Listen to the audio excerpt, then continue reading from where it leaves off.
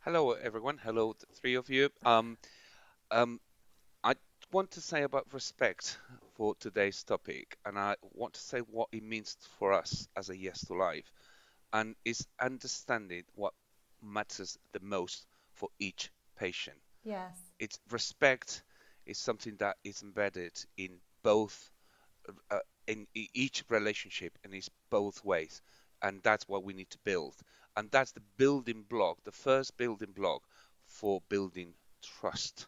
Respect is meaning of understanding as well of each individual needs, both ways, patient and doctor. And Magdalene, you've got experience of being a patient. What's your take on respect? One of the things that I really struggled with early in my medical journey was to appreciate where my providers were coming from.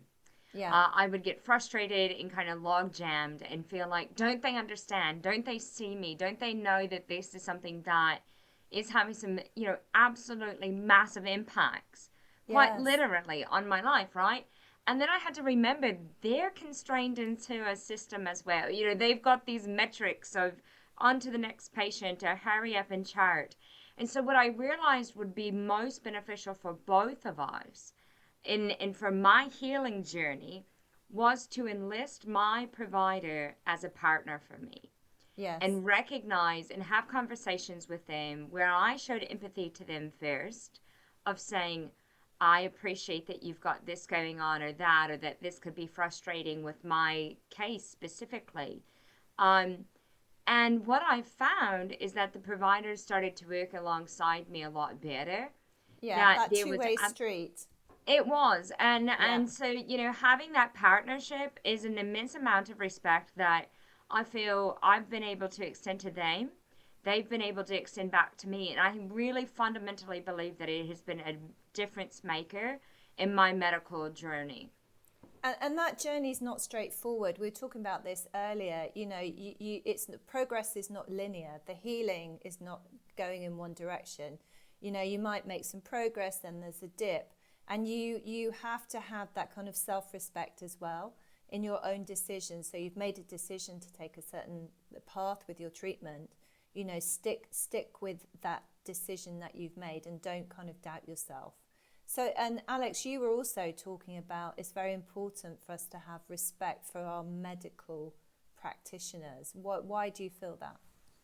I think that you have to have mutual respect, and the Mm. patient needs to respect the medical practitioner because they have specialist knowledge which is going to deliver benefit. But I think it's important to understand that a patient and a medical practitioner are walking the same path, Yes, and if you're going to walk the same we're back path to the with Camino, somebody, aren't we? we're back to the Camino. If you're going to walk that path with somebody, you have to respect all the decisions that they've ever made in their life because they're right alongside you. And so you're trying to create a bond which is respect and trust based, but you are on that pathway for different reasons, yes, but you're sharing the journey. Mm, mm. So, Mikael, yeah, go on. What's your No, thoughts? and at the same time, I mean, this is building building trust, but building a team. So Yes, this is not you against me or me against you. yeah, This is we all want the same outcome. We yes, want the healing. We want to be better. We want to be cute. We want to be, the end of the journey is always the same. The objective is always the same.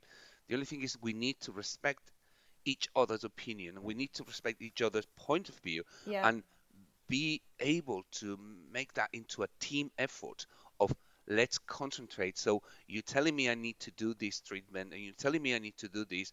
Wonderful. But I want to do this as well. I want to look into my nutrition base. I want to look into my mental health. I want to look into my well being, into my family, into the effects.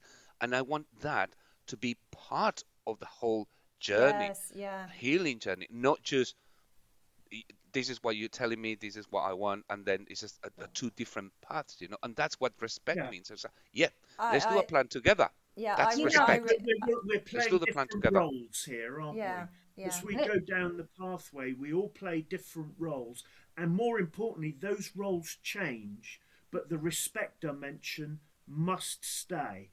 Yeah, And go, I would Amanda. say Not that it's really critical too, to Miguel's point, because many of us have practitioners in different systems or different domains, that aren't their system, their electronic medical records don't talk out, or they're not in the same practices.